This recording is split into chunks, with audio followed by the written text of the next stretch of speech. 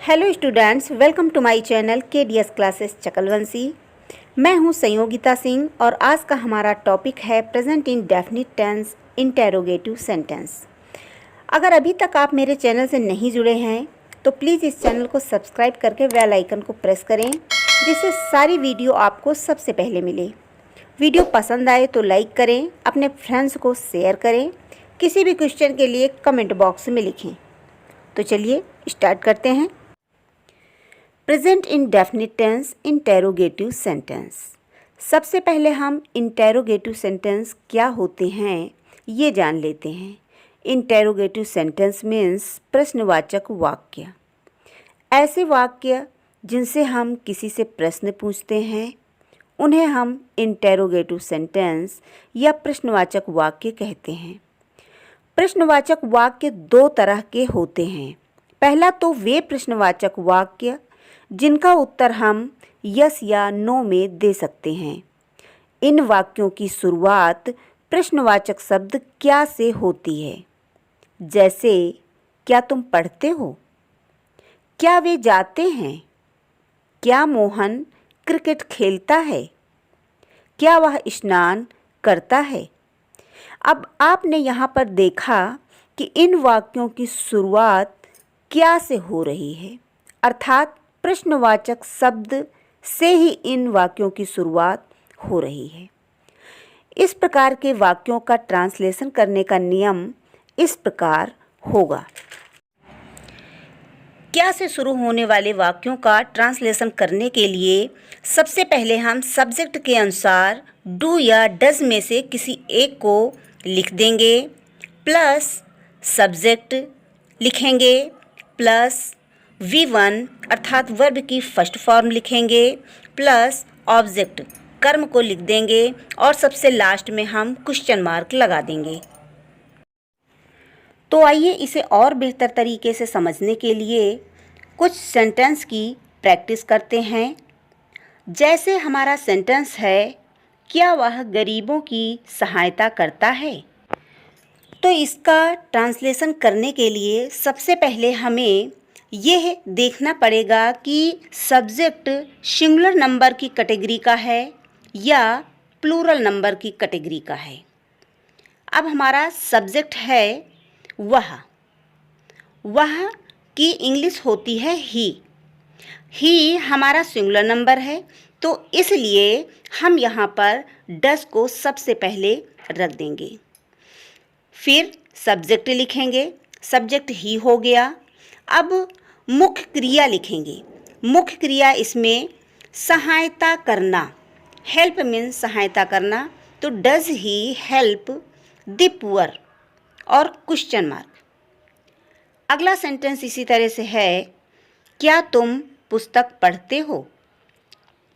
तो सबसे पहले हम इसमें भी सब्जेक्ट हमारा तुम है और तुम हमारा प्लूरल नंबर की कैटेगरी का है, तो इसलिए यू के साथ में हम डू का प्रयोग करेंगे। तो सबसे पहले हम यहाँ पर डू को रख देंगे, फिर सब्जेक्ट यू, उसके बाद पढ़ते हो read a book, do you read a book. इसके पश्चात सेंटेंस है, क्या चिड़िया आकाश में उड़ती है। तो चिड़िया एक सिंगुलर नंबर है, तो इसलिए यहाँ भी हम डज को सबसे पहले रखेंगे। डज द बर्ड, उड़ती है वर्ब की फर्स्ट फॉर्म लिखेंगे, फ्लाई, कहाँ उड़ती है, आकाश में, in the sky. Does the bird fly in the sky. क्या तुम उसके घर जाते हो। अब इसमें सब्जेक्ट है तुम और तुम हमारा प्लूरल नंबर की कैटेगरी में है, इसलिए तुम के अनुसार यहाँ पर हम सबसे पहले डू लिखेंगे, फिर सब्जेक्ट यू, फिर जाते हो गो टू इसलिए लगाया जाता है, किसी गंतव्य स्थान के लिए हम टू का प्रयोग करते हैं। तो do you go to his house, उसके घर जाते हो। ये तो हो गए क्या से शुरू होने वाले सेंटेंस। और दूसरे प्रकार के प्रश्नवाचक वाक्य वे होते हैं जिनमें प्रश्नवाचक शब्द वाक्य के बीच में होता है। इन्हें हम डबल इंटेरोगेटिव सेंटेंस कहते हैं। जैसे तुम कहाँ जाते हो, वे कब जाते हैं, मोहन कहाँ क्रिकेट खेलता है, वह स्नान कब करता है। इस प्रकार के वाक्यों का ट्रांसलेशन करने का जो स्ट्रक्चर है वो इस प्रकार है। सबसे पहले WS फैमिली, उसके पश्चात सब्जेक्ट के अनुसार डू या डज, उसके बाद सब्जेक्ट, फिर वर्ब की फर्स्ट फॉर्म, फिर ऑब्जेक्ट और लास्ट में क्वेश्चन मार्क। तो सबसे पहले आइए हम समझ लेते हैं कि WS फैमिली मेंबर्स कौन कौन से होते हैं। ये है WH फैमिली मेंबर्स के वर्ड।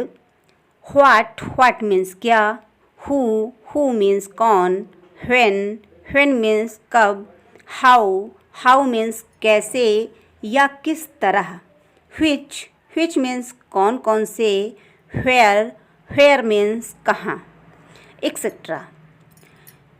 इसे और बेहतर तरीके से समझने के लिए आइए कुछ एग्जाम्पल्स देखते हैं। जैसे तुम्हारा भाई कब आता है। इसको ट्रांसलेट करने के लिए सबसे पहले हम WH वर्ड को लिखेंगे, अर्थात प्रश्नवाचक शब्द की मीनिंग को।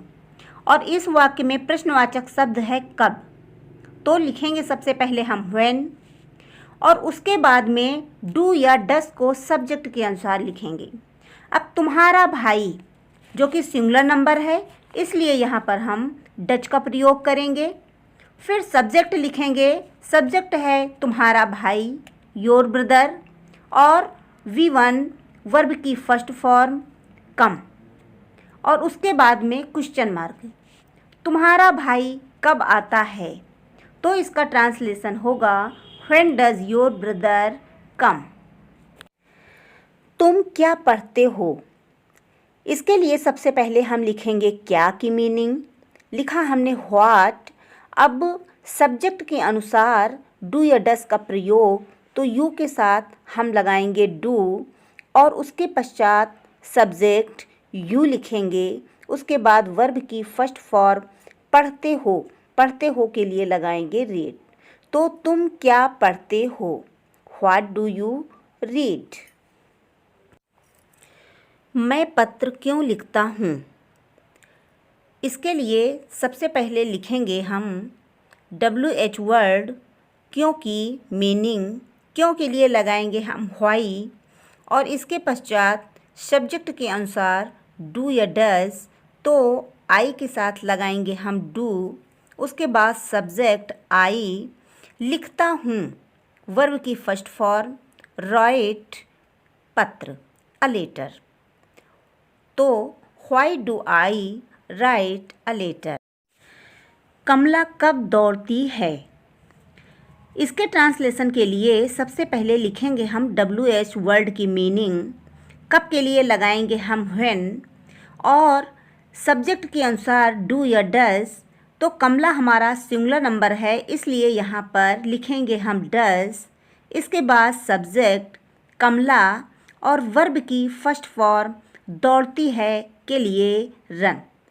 तो व्हेन डज कमला रन। ये तो हो गया इंटेरोगेटिव सेंटेंस। और इसी तरह से जब हम इंटेरोगेटिव निगेटिव सेंटेंस बनाएंगे तो नॉट का प्रयोग हम सब्जेक्ट के तुरंत बाद करेंगे। जैसे क्या राम गांव नहीं जाता है, तो इसके लिए हम लिखेंगे does Ram not go to village. अब इस वाक्य में सब्जेक्ट है राम, और राम के तुरंत बाद नॉट का प्रयोग किया गया है। अगला सेंटेंस है वे रोज स्नान क्यों नहीं करते हैं। तो इसके लिए हम लिखेंगे why do they not bath daily. तो इसमें सब्जेक्ट है हमारा वे के लिए हमने यहाँ दे लगाया, और दे के तुरंत बाद नॉट का प्रयोग किया गया है। आई होप कि ये चैप्टर आपकी समझ में आ गया होगा। और अब लास्ट में आपके लिए एक एक्सरसाइज है जिसको आप ट्रांसलेट कीजिए, इसकी प्रैक्टिस कीजिए, इसके सेंटेंस बनाने का प्रयास कीजिए और इस एक्सरसाइज का ट्रांसलेट आप कमेंट बॉक्स में भी कर सकते हैं। तो मिलते हैं एक न्यू वीडियो के साथ, तब तक के लिए धन्यवाद।